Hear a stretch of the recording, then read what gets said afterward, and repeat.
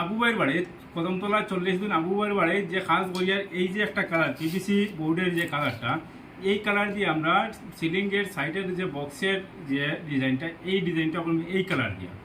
আর আমার একজন ভাইয়ে ফুলবাড়ি আমার একজন ভাইয়ে কমেন্ট করছেন যে ডাব্লিউপিসি প্লাস পিভিসি এই দুইটার মধ্যে কেমন ব্যবধান বা কেমন পার্থক্য। তো আজকে আমি দেখাই এখন আপনারা দুটার মধ্যে পার্থক্য, যেমন সেম কালার পিভিসি ডাব্লিউপিসি, এটার মধ্যে পার্থক্যর মধ্যে যদি দেখাই, যেমন টিকনেসে যদি আমি দেখাই আপনারা দেখুন টিকনেসটা একটু ভালো করে ক্যামেরা করে দেবো। টিকনেস দেখো, এটা ডাব্লিউপিসি হইলে ওটা, এটার টিকনেসটা একটু বড় আর এটার টিকনেসটা একটু ছোটো। তো দুটার মধ্যে অনেক, এটা হলো একটু নরম, এটা হলো একটু হেভি।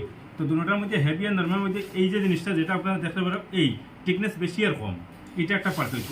আর আরও একটা পার্থক্য আমি দেখাই, যেমন এই পিভিসিটা হলো 10x10 inch, 10 inch by 10 foot, এই যে 10 ইঞ্চি লম্বা হলো 10 ফুট। আর ডাব্লিউপিসিটা হলো 12 ইঞ্চি বাই 10 ফুট, মানে 1 ফুট বাই 10 ফুট লম্বা। এই পার্থক্য। তো এই পার্থক্যের মধ্যে সবচেয়ে ভালো বোর্ড আমি যেটা মনে করি, যে আমার তরফটা কি মানে যেটা মনে করি আমি, যে ডাব্লিউপিসি বোর্ডটা হলো সবচেয়ে হেভি, সবচেয়ে ভালো বোর্ড। এটা যে সিলিং করেন বা ওয়াল প্যানেলিং করেন, যাই করেন, তো এটার থাকে মজবুত থাকে, একটু হেভি থাকে। আর পিভিসিটা একটু নরম, এটা শুধু সিলিংয়ে করেন, যারাও করেন শুধু সিলিংয়ে করেন, এটা ওয়ালে কোনো ব্যবহার হয় না, ব্যবহার করে না, কারণ এটা নরম। এইরকম যদি মানে ওয়ালে যদি লাগাই বেশি দূরে সাপ করলে এটা সেপ্ট হয়ে যাব, কিন্তু এটার সাপ দিয়ে সেপটা করতে গেলে একটু সময় লাগবে, এটা মজবুতি বেশি।